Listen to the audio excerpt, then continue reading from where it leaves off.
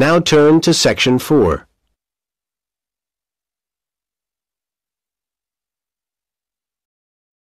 Section 4. You will hear part of a lecture about the early history of cinema. First, you have some time to look at questions 31 to 40.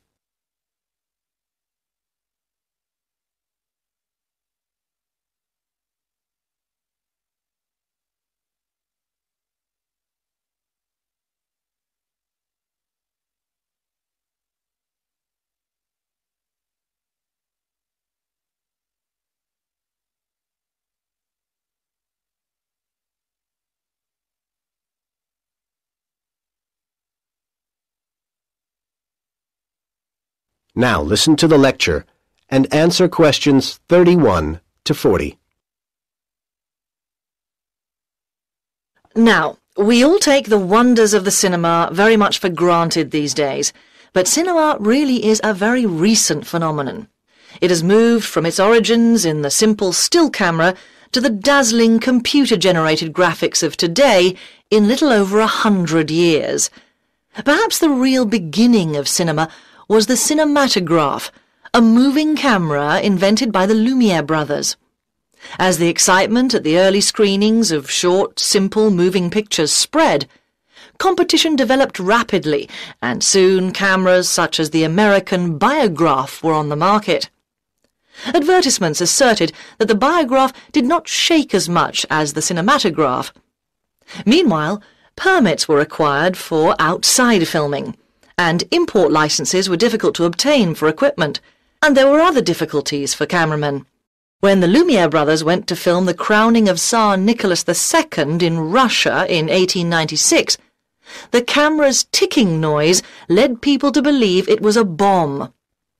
Although this confusion was resolved, disaster struck at the ceremony when a stand of spectators collapsed and the huge crowd panicked. The cameramen kept filming. It was the first time such events had been filmed, and this marked the beginning of a new concept of journalism. Well, the technology continued to develop rapidly, and often secretly. The thrill of invention and the prospect of riches to be made drove experimenters along. But historians of cinema face difficulties in establishing if an apparatus functioned in the way that its makers asserted. Everyone was keen to say that their machine was the best, of course. In some cases, however, we do have reliable records or evidence in the equipment itself, and then we can see the details of the evolution of the technology. By about 1890, for example, the Frenchman Marais had arrived at results of startling clarity in sequential images. He also had the idea of recording images on a long strip of paper that unrolled in front of the lens instead of on separate plates, but he found it impossible initially to ensure that this strip would have regular movement.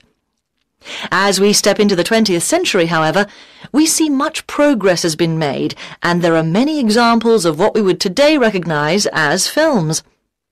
Questions of the art form were now as important as questions of what was technologically possible, and filmmakers searched around for ideas to draw on.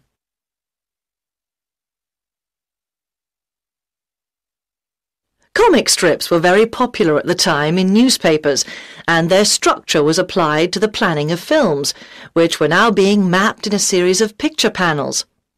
Different innovations were achieved by different types of filmmaker, with a certain amount of rivalry between makers of documentaries and makers of fiction films. One area where documentaries led the way was in the use of travelling shots, although of course fiction films adopted this technique in due course.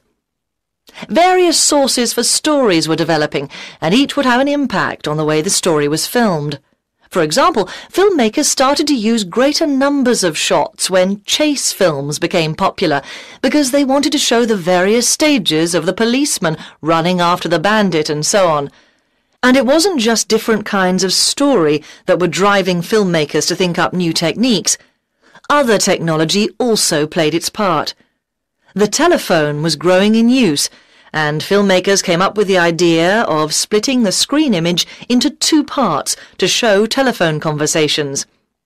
All this growing sophistication in the shooting of films began to make the whole process of creating them more challenging. The very first films consisted of single shots and were straightforward to take from shooting to showing them to audiences. However, as the filming developed into multiple shots, then editing emerged as an essential ingredient of the process. Cinema was growing up. Well, next I'd like to turn your attention to some of the issues that I believe were That is the end of Section 4. You now have half a minute to check your answers.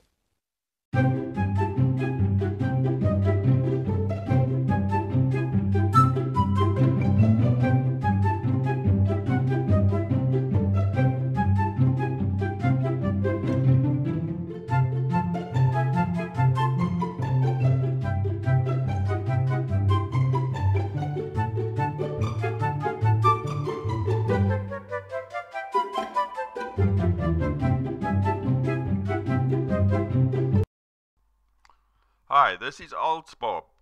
I would very much appreciate it if you could like, subscribe and share this video, as this will enable me to help more IELTS students reach their IELTS goals. Very much appreciated.